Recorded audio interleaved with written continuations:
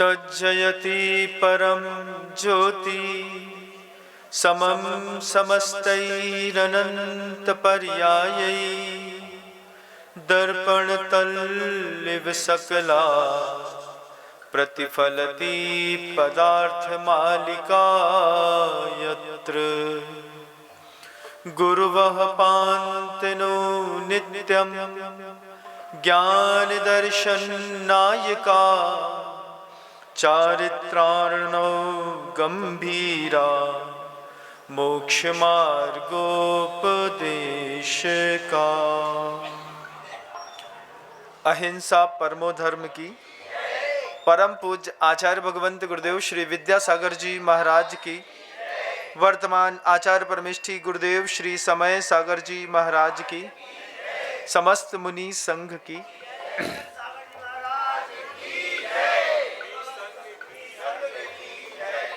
एक विधान होने के लिए जा रहा है, कल्पद्रुम महामंडल विधान। उसकी दिनांक 2 फरवरी से लेकर के 9 फरवरी तक तिलक नगर में गुरुदेव श्री समय सागर जी महाराज श्री जी की आज्ञा और आशीर्वाद से यह विधान होने के लिए जा रहा है। लोग पूछते हैं, अभी एक बड़ा विधान हुआ था, उसके बाद फिर एक विधान क्यों कर रहे हैं? फिर कई लोग ऐसा भी बोलते हैं कि विधान से अच्छा तो हॉस्पिटल बना देते। लोगों की कई प्रकार की अपनी अपनी धारणाएं होती हैं।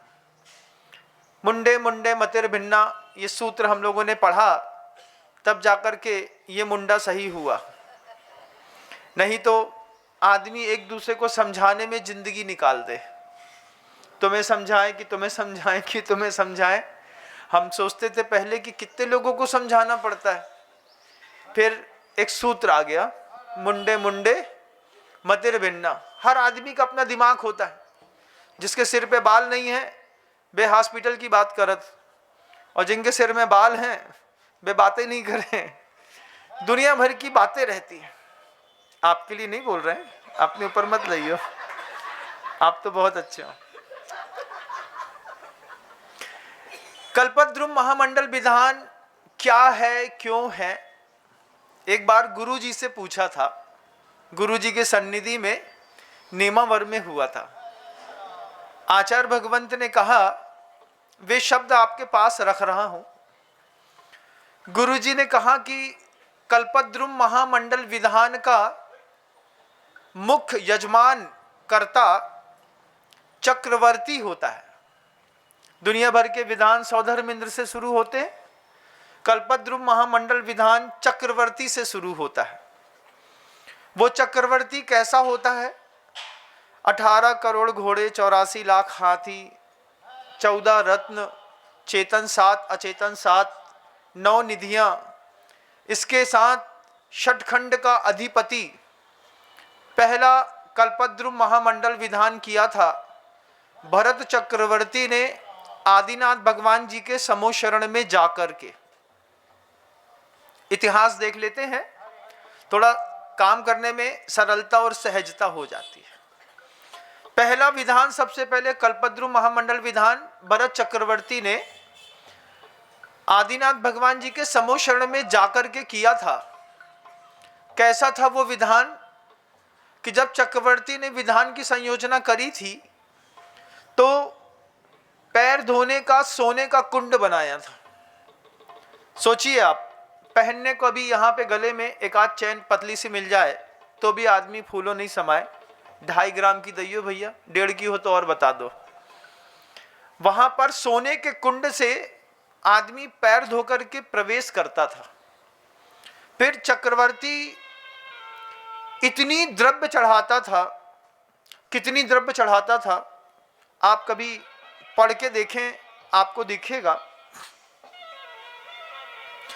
चक्रवर्ती जब द्रव्य चढ़ाता था तो द्रव्य चढ़ी हुई द्रव्य को उठाने के लिए, जब आपके यहाँ जैसे माली उठाते हैं ना, वहां व्यंतर जाति के देवों के असंख्यात देव व्यंतर जाति के सिर्फ द्रव्य उठाने के लिए लगे थे। वो द्रव्य उठा करके उस द्रव्य को समुद्र में फेंकता। 8-10 दिन के उस विधान में, अगर आपको इसमें गाने की आवाज आए तो उसमें ना मैं कुछ कर सकता हूं ना आप, क्योंकि पीछे किसी और लोगों का कार्यक्रम हो रहा है, उनकी अपनी आस्था है, अपनी अपनी आस्था है। तो संगीत के साथ आप मेरा प्रवचन आज सुनने की कोशिश करिएगा, क्योंकि आपके अलावा स्क्रीन पर भी बहुत सारे लोग सुनते हैं, उनको भी डाउट होता है। तो कई बार ऐसे संयोग बन जाते हैं, तो उसमें अपन को उसके साथ भी सरवाइव करना पड़ता है। वो सौधर्मेंद्र की जब वो चक्रवर्ती प्रभु की पूजा करता है और रचाता है, उस रचाई हुई पूजा में वो समुद्र में उस द्रव्य को फेंकते हैं व्यंतर जाति के देव। और कितनी द्रव्य चढ़ती है, बोले इतनी द्रव्य चढ़ती है, इतनी द्रव्य चढ़ती है कि समुद्र में रहने वाले प्रत्येक जलचर जीव का पेट खचाखच भर जाता है। इतनी खा करके, उस द्रव्य को खा करके जलचर जीव तृप्त हो जाते हैं। उसके बाद भी वो द्रव्य समुद्र में ऊपर तैरती है। यही कल्पद्रुम महामंडल विधान एक ऐसा विधान है जिस विधान में लोगों के अंतर्मन के अंदर भाव होता है कि हम अपने घर से प्रभु के इस महामंडल विधान में द्रव्य जरूर देंगे। तो बहुत सारे लोगों का जो चक्रवर्ती बनता है वो तो सौभाग्यशाली है ही। गुरुजी कहते थे पुण्य करने के लिए भी बहुत बड़ा पुण्य चाहिए। सामान्य पुण्य के उदय में आदमी पुण्य की क्रियाएं भी नहीं कर पाता। तीव्र पुण्य चाहिए, अंतर विशुद्धि स्थान चाहिए, देवशास्त्र गुरु के प्रति अकाट अगाध श्रद्धा चाहिए। उसके बाद उसके मन के अंदर भाव होता है मुझे चक्रवर्ती बनना है। फिर वो चक्रवर्ती बन करके सिर्फ ताता थैया नहीं करता है। चक्रवर्ती बनने के बाद जब उसके ऊपर मंत्र का आरोपण करते हैं, उसको भी लगता है कि मैं वास्तव में सठखंड का अधिपति हूं। फिर वो अपने खानदान की, अपने वैभव की हैसियत के हिसाब से जब वो पूरी पूजा करता है, असंख्यात देवी देवता उस पूजा में शामिल होते हैं, चक्रवर्ती की पूरी सेना शामिल होती है, पूरा परिकर शामिल होता है। और जिसकी जितनी अधिपतियों की सामर्थ्य होती है, अपनी अपनी सामर्थ्य के हिसाब से प्रत्येक व्यक्ति उस विधान में द्रव्य जरूर समर्पित करता है। फिर वो जो पूजा होती है संसार में, वो पूजा भी 3 प्रकार की होती है बंधु। उत्तम पूजा, मध्यम पूजा और जघन्य पूजा। तो जघन्य पूजा क्या होती है महाराज? 3 प्रकार की पूजा है। आप कौन सी पूजा करते हैं आप खुद देखिएगा, मैं नहीं बोलूंगा, आपको अपने पैमाने में नाप लेना है। जघन्य पूजा क्या है? मंदिर हमारा नहीं, भगवान हमारे नहीं, वेदी हमारी नहीं, द्रव्य भी हमारी नहीं, भाव भी हमारे नहीं। महाराज भाव भी हमारे नहीं। हाँ, ढोलक बजाने वाला ढोलक बजाए, संगीतकार जब तक संगीत न बजाए, जब तक पुजारी स्वाहा स्वाहा न बोले, एक ब्रह्मचारी जब तक मंत्र न पढ़े, तब तक तुम द्रव्य की थाली से इधर से उधर द्रव्य भी नहीं चढ़ा रहे। वो द्रव्य भी तुम्हारे पैसे की नहीं है, वो द्रव्य भी मंदिर के पैसे की है। धोती दुपट्टा भी मंदिर का है, तुम्हारा नहीं है। पानी भी मंदिर का है, आगे भी मंदिर की है, सब मंदिर का है। बस तुम लाट साहब के जैसे घर के अंदर से चले आए, मंदिर में घुसे, मंदिर के पानी से उतई पे नहाओ धो, उतई के कपड़ा पहने, उतई की पूजा करी, उतई के द्रव्य चढ़ाए, उतई के भगवान के अभिषेक शांति धारा करी, जिसमें तुम्हारा कुछ भी नहीं है, सब मंदिर जी का है। लेकिन तुम पूजा करने आते हो, उसमें भी अकेले पूजा नहीं कर पाते तुम, तुम्हें 2-4 धमाकेदार आदमी चाहिए। मंदिर में कभी अकेले आके देखिएगा, सुबह सुबह 5:30 पौने 6 पे मंदिर में कोई नहीं रहता, उस वक्त तुम्हारे सामने 2 थाली लगा दें और बोले चलो पूजा करो, तो आप पूजा नहीं कर पाएंगे। धर्म ध्यान करने के लिए भी पंचम काल की बलिहारी है। एक आदमी देख रहा हो तो धर्म ध्यान बहुत अच्छे से होता है। कोई नहीं देख रहा हो तो धर्म ध्यान भी नहीं होता। और जैसे पीछे से एक पायल बजबे की आवाज आए, छन्न छुन्न की, एक गगरिया उठावे की, उदक चंदन तंदुल पुष्प, ये क्या हुआ? ये पंचम काल के भावों की परिणतियां हैं बंधुओं। इसको कहते हैं जघन्य पूजा। आप मंदिर आते हैं, पूजा करते हैं, बस इतना ही है आपके हिस्से की हिस्सेदारी। आप देखिएगा आप कौन से पुजारी हैं। दूसरी होती है मध्यम पूजा। मध्यम पूजा में भी नित्य और नैमित्तिक पूजाएं दोनों अलग अलग होती हैं। नित्य पूजा तो मंदिर के अंदर कर ली, फिर नैमित्तिक पूजा है, जैसे अभी कल्पद्रुम महामंडल विधान का आयोजन इंदौर की धरा पर किया है। मैं डंके बाद में पीटूंगा, पहले से बोलूं कि विश्व स्तरीय है तो बात गलत हो जाएगी, लेकिन विश्व स्तरीय करने के बाद लोगों को दिखे कि विश्व स्तरीय हुआ है तो फिर बात बहुत अच्छी मानी जाएगी। गुरुजी कहते थे पहले कर लो, फिर अपने आप लोगों को दिख जाएगा। मध्यम पूजा क्या है? मध्यम पूजा में मंदिर, भगवान, वेदी तो आपके नहीं है, लेकिन तुम धोती दुपट्टा घर से पहन के आते हो। भगवान के लिए द्रव्य तुम घर से खुद लेकर के आते हो। मंदिर आते हो तो 10 रुपए भगवान की वेदी में, पेटी में चढ़ा भी देते हो कि मंदिर की व्यवस्था बनी रहे। भाव तुम्हारे कभी होते हैं, कभी नहीं होते, लेकिन माहौल देख करके तुम अपने भाव खुद बना भी लेते हो, विशुद्ध स्थान बना लेते हो। यह है मध्यम पूजा, जिसमें आधा द्रव्य तो कुछ बहुत तुम्हारा है, सब कुछ तुम्हारा नहीं है। उत्कृष्ट पूजा क्या है? उत्कृष्ट पूजा है जिस धरती पर तुम खड़े हो पूजा के लिए, वो धरती तुमने खुद खरीदी है, उस पे मंदिर तुमने अपनी द्रव्य से बनाया है, उस पर शिखर भी, कलश भी तुमने खुद चढ़ाया है, भगवान की वेदी तुम्हारी है, उसके बाद भगवान भी तुमने अपनी स्व उपार्जित धन से ला करके रखा है, उसके बाद पंच कल्याणक भी तुमने सदे हुए साधुओं से खुद ला करके अपने द्रव्य से कराया है, फिर प्रथम शांति धारा भी तुमने खुद करी है, उसके बाद जो जिनालय तैयार हुआ है उसके सामने भव्यतम पांडाल लगा करके फिर तुमने लोगों से कहा है आओ अपन मिल करके नैमित्तिक पूजा करते हैं। कल्पद्रुम महामंडल विधान, वो चक्रवर्ती कर रहा है वहां पर, वो चक्रवर्ती वहां पर पूजा कर रहा है। इस तरीके की उत्कृष्ट पूजा कहलाती है। अब 3 प्रकार की पूजा में आपके हिस्से में कौन सी पूजा रोज आती है और आप कौन सी पूजा करना चाहते हैं, ये आप देखिएगा। महाराज, ये जो उत्कृष्ट पूजा है इसमें तो खरबों रुपए खर्चा होंगे, कहाँ मंदिर खरीदेंगे, कहाँ जमीन खरीदेंगे, कहाँ वेदी, कहाँ छत्र, कहाँ बामंडल, क्या करेंगे, ये भी बड़ा सोचनीय विषय रहता है। इस पर भी गुरुवर की दृष्टि गई है। गुरुजी ने नेमावर में ही कहा था कि अपने जीवन में एक उत्कृष्ट पूजा जरूर करना। जब पूछा था संजय जी मैक्स ने कि आपने इतनी कठिन तो पूजा बता दी, अब उसके लिए पहले जमीन खरीदो, उसके बाद मंदिर बनाओ, फिर वेदी बनाओ, फिर भगवान विराजमान करो, प्रथम शांति धारा करो, साधुओं से पंच कल्याणक कराओ, उसके बाद उसमें पांडाल लगाओ, फिर बोलो कि हम नैमित्तिक पूजा बड़ी कर रहे हैं, इतना बड़ा पुण्य कहाँ से आएगा? गुरुजी ने मुस्कुराते हुए कहा था अपन योजना बनाएंगे तो आएगा ना, सबका पुण्य आएगा।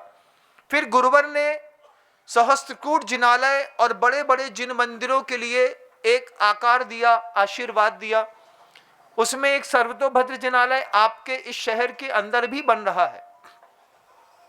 जो साधु परमेष्ठी कभी गुरुजी की सन्निधि में नहीं रहे हैं, जिन्होंने गुरुजी को कभी करीब से नहीं देखा है, जिन्होंने कभी गुरुजी की गंध भी महसूस नहीं करी है, जिन्होंने गुरुजी के विचारों को कभी समझा नहीं है, कभी वैयावृत्ति नहीं करी है, उन साधु परमेष्ठियों के मन के अंदर कई बार भ्रम हो जाता है।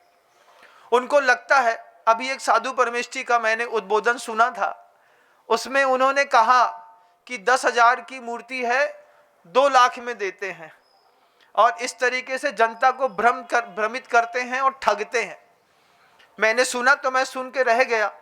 फिर मैं सोचता रहा, हे आचार्य परमेष्ठी, हे मुनिराज, हे साधु परमेष्ठी, आप जो हैं काश 1-2 महीने भी गुरुजी की वैयावृत्ति करके गुरुजी के साथ रह लिए होते, तो आपको सदी के महानतम आचार्य के अंदर के दृष्टिकोण दिखाई देते। सदी के महानतम आचार्य का अंदर का दृष्टिकोण था, कह तो दिया कितना सरल होता है, कह करके 10,000 की मूर्ति आती है और 10,000 की मूर्ति तुम खुद ले आओ और स्थापित कर दो। अब इसी बात पे पूछें कि मूर्ति तो 10,000 की ले आए, रखनी कहां पर है? धरती कहां से आएगी, मंदिर कहां से आएगा, वेदी कहां से आएगी, छत्र चमन भामंडल कहां से आएंगे, प्रतिष्ठा कहां से होगी, उस पर कलश कहां से चढ़ेगा, उस पर पहला शांति धारा अभिषेक कौन करेगा? 10,000 में कोई करके दिखा दे, टांग के नीचे से निकल जाएंगे हम उसको अपना आचार्य मान लेंगे। 10,000 में करके दिखा दो।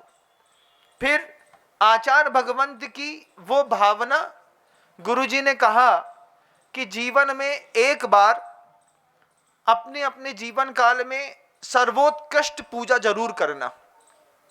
सोच करके गुरुजी ने सहस्कुर जिनालय की घोषणा करी। उस पे पूरे के पूरे जिनालय में 1008 जिनबिंब रखने का भाव रखा। गुरुजी कमरे के अंदर कहते थे, आज बात मैं कमरे के बाहर कह देता हूं। गुरुजी कहते थे, एक मूर्ति कोई लेता है 2.5 लाख, 3 लाख, 5 लाख, 55 लाख, 85 लाख, 1 करोड़, 5 करोड़, 7.5 करोड़, कितने की भी लेता है, वो मूर्ति कितने की भी बनती है, लेकिन जब वो द्रव्य का दान देता है बंधुओं, तो द्रव्य के दान में उसकी सर्वोत्कृष्ट पूजा होती है। वो जो मूर्ति की राशि आपसे ली जाती है, उस मूर्ति की राशि में 5.5 लाख रुपए की एक प्रतिमा आप रखते हैं ना सहस्कुर जिनालय में। जब आप सहस्कुर जिनालय में 5.5 लाख रुपए की एक प्रतिमा रखते हैं, उसमें धरती की कीमत भी जुड़ी है, उस मंदिर निर्माण की कीमत भी जुड़ी है, उसके ऊपर चढ़ने वाले सोने के कलश में भी उसकी कीमत भी जुड़ी है, उसमें लाइट का खर्चा भी जुड़ा है, द्रव्य का खर्चा भी जुड़ा है, वेदी भी जुड़ी है, छत्र चमन भामंडल भी जुड़ा है, उसमें पंच कल्याणक भी जुड़ा हुआ है, उसमें साधु संत का आवास दान भी जुड़ा हुआ है। उसी प्रतिमा के अंदर आप देखिए तो प्रथम शांति धारा भी आपके परिवार की जुड़ी हुई है। ऐसी एक सर्वोत्कृष्ट पूजा जब करने की भाव होता है, तब किसी अंतर मन में यह भाव होता है, महाराज हमारे घर में द्रव्य है, उपयोग कर लेते हैं, छोटी सी जगह पर इतने बड़े करोड़ों रुपए की जमीन तो नहीं खरीद पाते, लेकिन एक जिनबिंब के माध्यम से हम जमीन के भी पुण्यार्जक परिवार में शामिल हैं, शिखर के पुण्यार्जक परिवार में भी शामिल है। स्वर्ण का कलश 24 किलो सोने का स्वर्ण चढ़ाएंगे, कलश चढ़ाएंगे, उसके पुण्यार्जक परिवार में भी आपका नाम शामिल है। छत्र चमन वेदी भामंडल में भी हमारे परिवार का नाम शामिल है। और पैसे कितने लगे? 5.5 लाख रुपए। फिर जिसकी सामर्थ्य ज्यादा थी 55, 1 करोड़, 1.5 करोड़, 2.5 करोड़, जो जिसकी सामर्थ्य थी, चक्रवर्ती जैसा वैभव जिसके घर के अंदर था, उसने वैसा दान दिया। लेकिन जिन महानुभावों ने सर्वोत्कृष्ट पूजा करने की सोची, उन्होंने सहस्कुट जिनालय में एक जिनबिंब जरूर रखा है, क्योंकि जीवन का एक सौंदर्य है। आज आप जिस मंदिर में पूजा करते होंगे, दुनिया के किसी भी जगह पर यह उद्बोधन आप सुन रहे हैं, जहां पर भी आप मंदिर में पूजा करते हैं, उस मंदिर में आपका क्या है बताइए? जमीन पड़ोसी ने दी होगी, कोई ने दान में, कोई दादी देके मर गई होगी, फिर उसमें झगड़े विवाद हुए होंगे, फिर कब्जा किया होगा, फिर मंदिर बना होगा। चंदा चिट्ठा करके मंदिर बनाने वाले लोग अलग होते हैं, अपने दम पर मंदिर खड़े करने वाले लोग गिने चुने होते हैं। इंदौर शहर का एक भामाशाह है बंधुओं, जो अभिनव चक्रवर्ती है, जिसका नाम सपना मनीष जी गोदा है। जब भी मैं गया था एक दिन उनके यहां, मैंने सोचा बड़े बड़े साधुओं को बड़ी बड़ी साधना करने के बाद भी जो वैभव प्राप्त नहीं होता, उससे भी बड़ा वैभव उस गृहस्थ के घर के अंदर धरा हुआ है। और गृहस्थ के अंदर इतना बड़ा वैभव होने के बावजूद वो उस वैभव का प्रयोग देव शास्त्र और गुरु के अलावा किसी चीज में करना नहीं चाहता। इसको चक्रवर्ती कहते हैं। उसी की जमीन, उसी का मंदिर, उसी का कलश, उसी के भगवान, उसी की वेदी, उसी के द्वारा किया गया पंचकल्याणक, उसी की पहली शांति धारा, और उसी के सामने बड़े खुले मैदान पर बृहत साधुओं को बुला करके एक बड़ा आयोजन करने की जो सामर्थ्य रखते हैं, ये इस युग में भी चक्रवर्ती हैं और अगले युग में भी वो चक्रवर्ती बनेंगे। ये प्रेरणा स्रोत हैं। इनकी प्रेरणा से प्रेरणा लेकर के अपने अपने अंतर का अंतर्भाव जगाइएगा। विचार करिएगा, कल्पद्रुम महामंडल विधान में कल्प शब्द के कई अर्थ होते हैं। कल्प शब्द का मतलब समय भी है, कल्प मत शब्द का मतलब समान भी होता है, समान अर्थ भी कल्प होता है। कल्प मत शब्द का अर्थ सुख भी होता है, समय भी होता है, समय को भी कल्प कहते हैं। काले कल्प सतेपि च गते शिवानाम न विक्रिया लक्ष्मा। कल्प काल गुजर जाता है, उसके बाद भी विक्रिया नहीं दिखाई देती सिद्धों में। कल्प शब्द आचार कल्प दे कहते ना, आचार कल्प कह दिया तो आचार कल्प का मतलब आचार के समान, और कल्प का मतलब सुख भी होता है। सुख क्या होता है? सुख गृहस्थी का काय का सुख है। 3 प्रकार का सुख है गृहस्थी में सबसे ज्यादा, रोटी कपड़ा और मकान का। और काय का सुख है? तुम बताओ। तुम जितने भी इंदौर के खब्बू लोग हैं, इंदौर काय के लिए प्रसिद्ध है? किसी से पूछो, काय भैया कहां से आए? बोले राजवाड़ा से खा के आए। बोले कहां जा रहे? बोले 56 खाबे जा रहे। इंदौर का आदमी 2 ही बात करता है, खा के आए, खाबे जा रहे, इसके अलावा कोई बात नहीं करता। संसार का 3 सुख है बंधु, रोटी का सुख, कपड़े का सुख और मकान का सुख। आप भी देखिएगा, आप भी इसी में पूरी जिंदगी से पगलाए हैं। कैसे पगलाए हैं? एक मकान बनाने हैं, फलाने सांसद को एक मकान का देख लो, अब वो मकान वही बस गो आंख में, वो कैसो राजमहल जैसो दिख रहा हो तो वही वालों चाहिए, बड़ी बड़ी गाड़ी चाहिए, उनमें भी वो भी मकान ही है, चल तो फिर तो मकान चाहिए, एक रुखो पाओ मकान चाहिए। फिर खाबे को अच्छो अच्छो चाहिए। अच्छे की परिभाषा नहीं आए तुम्हें, बस तुम्हारे मुंह में एक ही शब्द घुसो है, अच्छो अच्छो खाबे को दे दो। अच्छो का दे दें? अब जो हम नहीं जाने सो बस अच्छो दे दो। सो जो बना थे बाजार में सो अच्छो अच्छो समझ के खा लेते। गरम भोजन की खासियत है, रानी चेलना से पूछिएगा। रानी चेलना ने गरम भोजन की खासियत बोली कि बोले रानी चेलना कहती है गरम गरम तो जूता भी उबाल के खिला दे तो तुम जूता खा ले। रानी चेलना ने करके दिखाया था कमाल। जूता के छोटे छोटे टुकड़ा करे थे और बढ़िया जीरा धनिया हल्दी मिर्चा में अच्छे उबाल करके भप करके खिला दो तो सामने वाले को, वे सामने वाले खा गए। फिर बाद में रानी चेलना ने पूछी बताओ तुम्हारा जूता कहाँ है? बोले हमें क्या पता, लेकिन खाना बहुत अच्छा था, आनंद आओ। फिर जब बाद में पूछी कि जूता कहाँ है, तब रानी चेलना बोला थे का खाओ है तुमने, जूता बताओ कहाँ है? बोले अपने पेट में देखो। फिर बाद में चलो दिमाग, अरे बाप रे हम तो अपना ही जूता खा गए। तो फिर रानी चेलना बोलती है गरम भोजन की ऐसी तासीर होती है कि तुम्हें चाहे जूता खिला दे चाहे गोबर। च्यवनप्राश में और गैया के गोबर में ज्यादा अंतर थोड़ी दिखाई दे। मान लो मैं आधा किलो मिलो हो तो कोई तुम्हें थोड़ी पता, फिट करके आओ तुमने खा लो। तो रानी चेलना कहती है, हाँ रानी चेलना कहती है गरम गरम बाजार का कुछ भी खा जाओ, कछु पता नहीं चले का खा के आए, बस अच्छो खा के आए। फिर जब बाद में बेकार बाहर निकला थे, इतने से फुड़िया निकला था, इतने से फोड़ा निकला था, इतने छेद होते, इतने पे आदमी का एक गठान, इतने पे दूसरी गठान, एक पैरालिसिस। पर जो का आए भैया, बोले जोन खाओ सो निकल रहा हो। संसार के 3 सुख है, 3 सुख, रोटी कपड़ा और मकान का। इस रोटी कपड़ा और मकान के चक्कर में इस पूरे संसार में रहने वाले लोग परेशान रहते हैं। कितना भी अच्छा मकान बना लीजिए आप, जैसे ही अपने अच्छे से बना अच्छा और दूसरा मकान दिखेगा, उसी दिन अपना मकान बेमानी लगने लगता है। महाराज बनाया था 10 साल पहले लेकिन अब गड़बड़ हो गया। अबे रहत भाई कितने बड़े 6 महीना हुए रहते हुए, लेकिन गड़बड़ क्या हो गई? बोले पड़ोसी का मकान खाली था, हमने सोचा कुछ बनेगा नहीं, और जैसे बगल वाले ने मकान बनाया तो दोनों तरफ से लाइट आना बंद हो गई, हवा अब बंद हो गई। अब खुद ही एक एसी में रहे थे, खुद ही ढुम ढुस करा थे, खुद ही की खुद सूंगा थे, खुद ही के उमे रहे थे। ये तो मकान की खासियत है। धिक्कार है तुम्हारे मकान के। हमारा मकान अच्छो है, जब मन नहीं पड़े सो हफ्ता खाड़ में बदल ले, और बड़े बड़े सेठियों के मकान में रह ले। तुमने मकान बनाओ 5 करोड़ को, विनम सागर जी महाराज आ गए, बढ़िया आराम से 1 हफ्ता तुम्हारे मकान को आनंद लो। फिर लगो यार नहीं, जो छोटो से लग रहा है, टाइल्स अच्छे नहीं लग रहे, चलो दूसरे गांव चला थे, दूसरे मोहल्ला में गए, नए मकान में रह लिया। 3 आवश्यकता है संसार की बंधुओं, हमें इसलिए कहीं कोई फर्क नहीं पड़ता। कोई मिट्टी के मकान में रख ले तो हमने सोची 2-4 दिन के मजे ले लो मिट्टी के मकान में। लोग गोवा जाकर के मिट्टी के मकान में रुका थे, अपन इतने भी रुक ले रहे हैं। संसार की 3 खूबी हैं बंधुओं, रोटी, कपड़ा और मकान।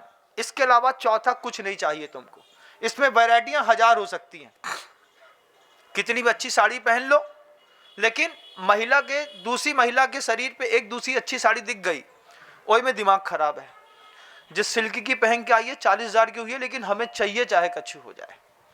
ये जो कल्पद्रुम महामंडल विधान है, ये कल्पद्रुम में कल्प शब्द का अर्थ है सुख और द्रुम का अर्थ है वृक्ष। 2 प्रकार की इच्छाएं होती हैं, एक इच्छित इच्छाएं होती हैं जो चाहिए, एक ऐसी अनैतिक इच्छाएं होती हैं जो आपके परिवार के बच्चों के अंदर, आपके अंदर लगातार उफनती रहती हैं। इस विधान में शामिल होने वाले जो लोग होते हैं, वे अनैतिक इच्छाओं को समन करने का सामर्थ्य पैदा कर पाते हैं। मान लीजिए आपकी बेटी है, उसकी कुछ अनैतिक इच्छाएं हो रही हैं, पाप करने की, कहीं और जाने की, कुछ करने की, तो ये कल्पद्रुम विधान मंत्र का मांत्रिक अनुष्ठान उस विधान के माध्यम से बेटियों की अंदर की उत्पन्न होने वाली अनैतिक इच्छाओं को शमित करने में निमित्त बनेगा। 10 प्रकार के वृक्ष होते हैं, कल्प वृक्ष होते हैं ना 10 प्रकार के, वही कल्पद्रुम वाला विधान है। उन 10 प्रकार के वृक्षों में से वही मिलता है, रोटी, कपड़ा, मकान के अलावा कोई चौथी चीज नहीं है। कैसे है? तो भोजनांग जाति के वृक्ष होते हैं जो आपको नाना प्रकार के व्यंजन देते हैं। वो व्यंजन में भी तुमने कछु देखो नहीं है, खींच खड़ी लपटा खखड़िया पपड़िया में मरवे वालों। व्यंजन क्या होता है, ये चक्रवर्ती के रसोइये से पूछना। चक्रवर्ती बोलता है हाँ इसको खाना कहते हैं। कभी भी एक रस को जो चक्रवर्ती खा लेता है, कहते हैं 365 दिन में दोबारा उस रस का रसास्वादन नहीं करता। इतने सारे व्यंजन होते हैं। तो मैं तो सुबह भी चाय चाहिए, शाम भी चाय चाहिए, रात में भी चाय चाहिए। बेई खकड़िया पपड़िया खा के जिंदगी गुजारी तुमने। लेकिन वहां पर अनेक प्रकार के रस होते हैं। भोजनांग जाति का देव, भूषणांग जाति का एक कल्प वृक्ष होता है। भूषणांग जाति के कल्प वृक्ष से क्या होता है, आभूषण मिलते हैं। कपड़ा में देख, कपड़ा है जैसे कपड़ा पहनते हैं, ऐसे ये भी एक गले का है। कितने आभूषण में, कितने आभूषणों के नाम पता है तुमको, बताओ? पायल बिछिया कह लो, करधनी कह दो, फुंदरी कह दो, एक बाला कह दो, एक आध नाक की लौंग कह दो, 2-4 हाथ के कंगन कह दो, इतने के एक आध हार कह दो। मुश्किल से 8, 10, 12, 15 मान लेते। वहां पर 85 प्रकार के आभूषणों से एक स्त्री को संस्कारित किया जाता है। इतने आभूषण मिलते हैं। कभी पुराने मंदिरों में जाकर के किसी देवी की प्रतिमा देखिएगा बनी हुई, उसमें एक गले से चिपका हुआ सोने का आभूषण होता है, उसके आगे एक लटकी हुई एक छोटी सी मध्यम माला होती है, फिर एक लंबी माला होती है, उसमें एक पदक होता है, बाजूबंद होते हैं, कान की फुंदरी अलग होती हैं, ऊपर पहनने की अलग होती हैं, मध्यम की अलग होती हैं, बीच की अलग होती हैं। ये सब क्या है महाराज? ये कल्पद्रुम विधान है। ये कल्पद्रुम विधान आपकी वास्तविक आकांक्षाओं की पूर्ति करने में एक निमित्त है। ये अनैतिक इच्छाओं की शमित करने में एक बड़ा निमित्त है। इसमें अपने धन का उपार्जन करके जो लोग पुण्यात्मा होते हैं, जिनकी सामर्थ्य होती है, जैसे जब इनने कहा था कि कल्पद्रुम महामंडल विधान करना है, मैंने इनसे कहा था 108 समोषण लगाइएगा। इन्होंने कहा हाँ महाराज जी 108 समोषण लगा लेंगे। फिर इनने हमसे शाम को आकर के पूछा, पहले तो हाँ भर दी, फिर शाम को आकर के पूछा आपने 108 समोषण क्यों बोले? हमने कहा हम चाहते हैं कि भले एक बड़े समोषण में एक बड़ा चक्रवर्ती दिखाई दे, लेकिन छोटे से छोटा समोषण लेने वाला भी अपनी संपदा से अपने आप को स्वयं चक्रवर्ती समझ करके उस विधान की आयोजना कर पाएगा। तो उसमें 108 चक्रवर्ती होंगे। उस विधान की खासियत है, देखो अभी बता देते हैं। जो चक्रवर्ती होता है ना, भरत चक्रवर्ती थे, भरत चक्रवर्ती के 32,000 दामाद थे, तो 32,000 दामादों को भरत चक्रवर्ती ने बुलवाया उस विधान में, और विधान में बुलवा करके जिस जिनेन्द्र प्रभु की पूजा कर रहा है, दोनों दामादों को चमर दे दिए, बोले मैं पूजा करूंगा, तू मेरा दामाद है, तू भगवान के ऊपर चमर ढुरा। मतलब चक्रवर्ती को अपने दामाद भी बुलाने पड़ेंगे। फिर कोई बोले महाराज हमारा दामाद नहीं है, सो बोले विधान में आओ तुम्हें दामाद भी मिल जाए। जिसके दामाद नहीं है उनके दामाद भी इसी विधान में उनको मिल जाएंगे। अगर चाहिए है तो आपने अपनी देख लीजिए। आप कल्पद्रुम महामंडल विधान रोटी कपड़ा और मकान की प्रॉब्लम को सॉल्व करने वाला। आप 1000 कोशिश कर रहे हैं, मकान नहीं बना पा रहे हैं, 1000 कोशिश कर रहे हैं, दुकान ठीक नहीं कर पा रहे हैं, वस्त्र नहीं खरीद पा रहे हैं, जेवर नहीं लगा पा रहे हैं, आपको लग रहा है कि मेरा स्वास्थ्य ठीक नहीं है, संकटों पे संकट आते चले जा रहे हैं। इन सब की क्षति पूर्ति करने के लिए, पुण्य लाभ लेने के लिए, पुण्य लाभ दूसरों को भावित करने के लिए यह कल्पद्रुम महामंडल विधान सिर्फ ढोलक नगाड़े वाला नहीं है, विधिवत है। विधि क्या है? जो आगम में लिखी है वो विधि। अभी तक आप जो विधान सुनते थे, करते थे, वो एक अलग वस्तु रहती थी। मैं किसी पे आक्षेप तो कर ना पाऊंगा, लेकिन ये बात जरूर कहूंगा, जिन्होंने अपनी जिंदगी के 23 साल माँ भारती संस्कृत की साधना करने के साथ लगाए हैं, ऐसे सगरा के 2 अच्छे प्रतिष्ठाचार्य आशीष भैया और अभिषेक भैया, जिनका चेहरा लौकांतिक देव से कम नहीं लगता बंधुओं, ये 2 लौकांतिक देव एक साथ मिलकर के आगम में वर्णित एक एक शब्द के साथ जब इस कल्पद्रुम महामंडल विधान को कराएंगे, आपको लगेगा कि आपके घर के जिंदगी के पन्ने पलट गए। प्रत्येक दिन नवीन पूजा होती है, प्रत्येक दिन नवीन वस्त्राभूषण होते हैं, नवीन रस रासायन का भोजन होता है, नवीन रथ होते हैं, नवीन आरती होती है, नवीन द्रव्य होती है। ये सब चीजें कल्पद्रुम महामंडल विधान में नवीन नवीन नवीन नवीन होती चली जाती है। इसमें बड़ी सोच समझ की आवश्यकता, साधना की आवश्यकता, मंत्र जाप अनुष्ठान में विधिवत उसकी स्थापना के साथ जब चारों तरफ से देवताओं को आहूत किया जाता है, दिग्बंधन इत्यादि के माध्यम से उस विचार शक्ति को बीच में रखते हुए, हमेशा कहता हूं मैं, ऑर्गेनाइजर की और पार्टिसिपेट करने वालों की जब तक मेंटालिटी एक नहीं होती है, तब तक कोई भी प्रोग्राम सक्सेस नहीं होता। हाईली सक्सेस प्रोग्राम करने के लिए ऑर्गेनाइजर की क्या मेंटालिटी है? ऑर्गेनाइजर मान लीजिए मैं हूं, ऑर्गेनाइजर मान लीजिए देवजय चैरिटेबल ट्रस्ट है, तो आपकी ये सोच है कि अरे वो पैसे के चक्कर में बिल्कुल नहीं बंधु। पैसे के चक्कर में तो मैंने देख लिया, इस कालानी नगर के भामाशाह अखिलेश जी को एक बार हमने कहा था कि पैसे के चक्कर में, उन्होंने बोला आप जैसा बोले वैसा, और जरा सी बात में 5.5 करोड़ रुपए की राशि दे करके उन्होंने जो सौभाग्यवर्धन किया है। ये विधान कई मायनों में पैसे इकट्ठा करना का तो मेरा कोई वो ही नहीं है। मैंने पहले भी कहा इस बात को, इस विधान का एकमात्र उद्देश्य है वे मध्यम वर्गीय परिवार के लोग, वे मध्यम वर्गीय पुण्य के लोग, वे मध्यम वर्गीय विचार के लोग, वे मध्यम वर्गीय पाप को अनुसरण करने वाले लोग पाप को पुण्य में परिवर्तित कर सकें, मध्यम से उच्चतम और उत्कृष्ट में जा सके। इसलिए विधान की राशि सिर्फ 99,000 रुपए एक समोषण की रखी। वो इसलिए रखी कि आप जितना आएंगे आप अपना खर्चा खुद उठा लीजिए। आपका समोषण, आपके जिनेन्द्र प्रभु, आपका भोजन, आपके वस्त्र, आपके आभूषण, आपका संगीतकार, आपका मंच, आपकी लाइट, आपकी आरती, आपके ऊपर पूरी की पूरी राशि खर्चा करके वापस आपको लौटा दी जाएगी। उसमें कमेटी को कोई भी धन की अपेक्षा नहीं है। धन की अपेक्षा करने के लिए 8 दिन धूमधाम करने की जरूरत नहीं पड़ती मुझे। मैं कमरे में बैठ करके थोड़ा सा ऐसा करके आशीर्वाद देता हूँ ना, तो वो अपने आप ऊपर से बरसने लगा है। इसलिए पैसे के चक्कर में विधान नहीं है। पहली बात, ऑर्गेनाइजर के मन की बात आपको पता चले, आप भी अपने कंसेप्ट क्लियर कर सके कि ये कल्पद्रुम महामंडल विधान आपके जीवन के रोटी कपड़ा और मकान 10 प्रकार के जो कल्प वृक्ष होते हैं, भूषणांग जाति का देव होता है, मध्यांग जाति के जो कल्प वृक्ष होते हैं, वस्त्रांग जाति के कल्प वृक्ष होते हैं, इनके माध्यम से आप 1000 पुरुषार्थ करने के बाद भी अगर सृष्टि में अपना स्थापित नहीं कर पा रहे हैं, तो इस बार कल्पद्रुम महामंडल विधान में आकर के अपने इस वर्तमान जीवन की चलने वाली पाप प्रकृतियों को पुण्य प्रकृतियों में बदलने की कोशिश करिएगा। विधान की जो स्थान होता है उसको पांडाल नहीं कहते, उसको सुख भूमि कहते हैं। क्या कहते हैं?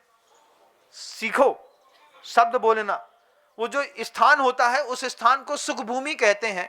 उस सुख भूमि में विधिवत प्रवेश करने वाले को, मान लीजिए आप सिंगल हैं, आप नहीं आना चाहते हैं, परिवार साथ नहीं देता है, अकेले भी बैठिएगा। राशि बंधन, पैसा मुझे नहीं चाहिए, पैसे खूब दे दिए देने वालों ने, बेहिसाब दे दिए, पैसे की तो बात ही नहीं करने आया इस बार कालानी नगर के अंदर, सिर्फ धर्म ध्यान की बात करने आया। मैं किसी से नहीं बोलूंगा मुझे कुछ चाहिए, मुझे जिससे जो चाहिए वो मेरे कमरे में आकर के मुझे बहुत अच्छे तरीके से लगातार दे रहा है। सार्वजनिक रूप से जो उद्बोधन है वे आपके व्यक्तिगत जीवन के स्तर को ऊपर उठाने के लिए हजार कोशिश करते हैं। बच्चे कहना नहीं मानते, भोजन खाया पछता नहीं है। जठराग्नि इतनी मंदी हो गई है कि आप चाहते भी हैं खा ले, एक मीठा और खा लें, तो बगल में इंसुलिन को इंजेक्शन दिखाई देते हैं। भैया जो अंदर गाओ और जो इतने से अंदर डालने पड़े हैं। जब आपकी पाप प्रकृतियां आपका पीछा सुबह शाम दिन रात ना छोड़ रही हो, ना आपकी मर्जी का धन आ रहा हो, ना मर्जी का मकान बन रहा हो। कई लोग ऐसे होते हैं बाथरूम का दरवाजा 20-20 साल हो जाता है, बदलवा नहीं पाते। आज कर लेंगे, कल कर लेंगे, परसों कर लेंगे, आखिर में टूटे फूटे दरवाजा में पीछे से एक बाल्टी रख करके अपनों काम चलावे वाली दुनिया भी है कि नहीं? बोला हम झूठे हो तो? बाथरूम के अंदर जो पटिया रहे थे ना जी में बैठ के नहा हो, वही पटिया को खड़ो कर देने पड़ा थे नीचे बाथरूम के दरवाजा के पास, उतई से भैया कोई देख न ले। उनमें भी आदमी एरो लेते रहे थे, अबे अबे अबे अबे चल रहा है, काम चल रहा है, काम चल रहा है। जब ऐसी पाप प्रकृति फूट पड़ी हो तुम्हारे जीवन में, जब तुम्हें लग रहा हो, मैं गलत कह रहा हूं क्या? मैं सही? अगर हम गलत हैं तो बोल दो, नहीं है ना, फिर ठीक है। तो वही तो कह रहे हैं कि जब तुम्हारी ऐसी पाप प्रकृति फूट रही हो कि तुम ना अपनी साड़ी बदल पा रहे हो, ना अपना दरवाजा बदल पा रहे हो, ना अपना विचार बदल पा रहे हो, ना अपने परिवार के लोगों का मंथन कर पा रहे हो, ना उनका उत्थान कर पा रहे हो, ना पत्नी का पेट भर पा रहे हो, ना आवश्यक इच्छित सामग्री की वस्तु की प्राप्ति कर पा रहे हो, तो इस बार कल्पद्रुम महामंडल विधान जो 2 फरवरी से 9 फरवरी तक होने के लिए जा रहा है, उसमें तुम जरूर आओ। दुनिया भर के लोग कहीं से भी मेरी बात को सुन रहे हैं, बाहर से आने वाले पुण्यार्जक परिवार भी अगर यहां पर आकर के लाभ लेना चाहते हैं, प्रकृति ने, कमेटी ने आवास की समुचित व्यवस्था की है, भोजन की व्यवस्था की है, वाहनों की व्यवस्था की है। आपको किसी प्रकार की कोई तकलीफ नहीं होगी, क्योंकि जहां पर आप आ रहे हैं उसका नाम ही सुख भूमि है। उस सुख भूमि में सबको सुख मिलेगा और सब प्रकार का सुख मिलेगा। इस कल्पद्रुम महामंडल विधान की खासियत है, कई बार पड़ोसी से संबंध अच्छे नहीं रहते, संतानों से संबंध अच्छे नहीं रहते, पारिवारिक संबंध अच्छे नहीं रहते, अपने आप से भी अपने संबंध अच्छे नहीं रहते, अपने आप से भी। हाँ महाराज, कुछ लोग ऐसे होते हैं ना, बार बार बोलते हैं हमारी तो आत्महत्या करवे के भाव हो रहे हैं, हमारी तो आत्महत्या करवे के भाव हो रहे हैं, हमारी तो भगवे के भाव हो रहे हैं, हमारे जय करवे के भाव हो रहे हैं। जिनके खुद से भी संबंध अच्छे नहीं है उनको भी 9 दिन तक लगातार, जैसे नेचुरोपैथी सेंटर में जाकर के नेचुरोपैथी का इलाज लेते हो, जैसे हॉस्पिटल में जाकर के 20-20 दिन एडमिट रहते हो, ऐसे ही 9 दिन तक उस सुख भूमि में एडमिशन लेना। लगे बच्चा डिप्रेशन में है, लगे बेटी अवसाद में जा रही है, लगे कि ये घर से भग जाएगी किसी और के साथ, उसको 9 दिन के उस कार्यक्रम में बीच में रखने की कोशिश करिएगा, जब चारों तरफ से तीर्थंकरों की दृष्टियां लगातार उस व्यक्ति के अंदर पड़ रही होंगी, सामने से 2 लौकांतिक देव के जैसे ब्रह्मचारी आपको मंत्रोच्चार के साथ विधिवत आपको हर चीज समझा रहे होंगे। जब आप वहां पर ध्यान करेंगे, माला फेरेंगे, नमोकार मंत्र की जाप देंगे, जब आप सुमधुर संगीत सुनेंगे, आपके अंतर का अंतर्भाव भी शांत होगा। सिर्फ सुख के लिए, शांति के लिए, ऐश्वर्य के लिए, कुल वृद्धि के लिए, दाम्पत्य जीवन की सुखता के लिए, परिवार की समृद्धि के लिए इस कल्पद्रुम महामंडल विधान को रखा है। इसके अलावा कोई उद्देश्य नहीं है। ऑर्गेनाइजर का उद्देश्य आपको पता चल जाए, फिर आप अपना उद्देश्य भी वैसे ही बना के आइएगा। आपको लगे कि हमारे घर में तो सब है, कछु नहीं चाहिए, तो भी घर में बैठे हो, कछु दिक्कत नहीं। लेकिन लगे कि अभी भी बहुत कुछ कमी है संसार में, जिसका एक भी शत्रु ना हो, उसको विधान में आने की कोई जरूरत नहीं है। लेकिन आपके घर के अंदर शत्रु हैं। शत्रु भी दो प्रकार के हैं। पड़ोसी का शत्रु होना अलग वस्तु और घर के लोगों का शत्रु होना अलग वस्तु। अगर आपको लगे कि आपके जीवन में एक भी शत्रु नहीं है, शरीर में एक भी रोग नहीं है, मानसिकता में किसी भी प्रकार का संक्लेश नहीं है, तुमसे अच्छा इस धरती पर कोई इंसान नहीं है। तुम अपने घर में बैठो लेकिन लगे कि परिवार के अंदर ही शत्रु संख्या बढ़ रही है, लगे कि मोहल्ले में भी शत्रु संख्या बढ़ रही है, लगे आपको कि शरीर भी अपने आप के लिए शत्रु होता चला जा रहा है। शरीर शत्रु होता है ना, क्या करता है वो? धीरे से पैर में छोटा सा एक कांटा गड़ता है, उसके बाद वो घाव में चाई पड़ती है, चाय के बाद वो धीरे धीरे धीरे नीला पड़ता है, फिर काला पड़ता है, फिर सूजता है, फिर हाथी पांव होता है, फिर उसमें गैंग्रीन होती है, फिर धीरे धीरे उसका विषाक्त जीवन चढ़ता है। लगे ऐसे लोगों को कि हमारे शरीर भी हमारा शत्रु हो चला है। ये कल्पद्रुम विधान आपके जीवन के पन्ने पलटने वाला विधान है बंधुओं। मैंने बहुत पहले सिर्फ गुरुमुख से इस विधान की महिमा सुनी थी। गुरुजी कमरे के अंदर कहते थे, अष्टानिका का विधान, समोषण का विधान, कल्पद्रुम विधान, ये विधान जीवन में एक बार कोई सही ढंग से कर गया तो उक्कठेन सत्तठ भव गणानी, अधिकतम 7 या 8 भाव में उसकी नैया पार लग ही जाती है। थक गए हो संसार में रहते रहते, विवाद सहते सहते, विवाद करते करते, तो कल्पद्रुम महामंडल विधान में जरूर आइएगा। 2 फरवरी से लेकर के 9 फरवरी तक का उसका आयोजन है। भूमिका आप सबके बीच में इसलिए बना करके रखी है क्योंकि आपकी प्राचीन बहुत सारी धारणाएं हैं। प्राचीन धारणाएं हैं, कछु नहीं हो भैया, पंडित जी वे सुबह 6 बजे बुला लेते हैं, स्वाहा स्वाहा कराते हैं।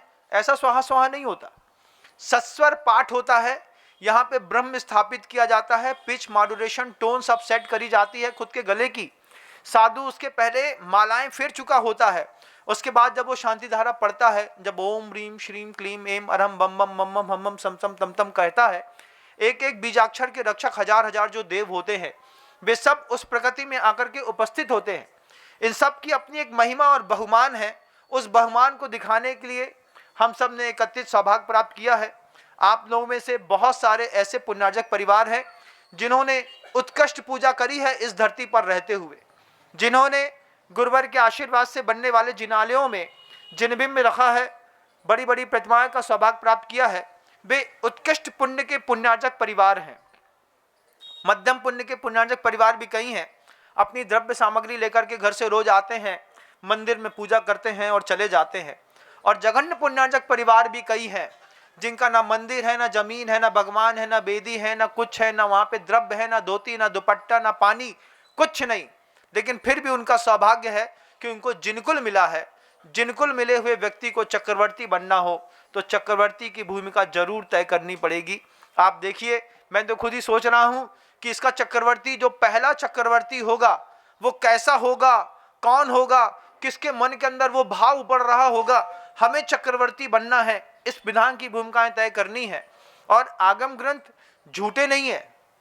आगम ग्रंथ याथा तथ्यम बिना च विपरीतात। कैसे हैं आगम?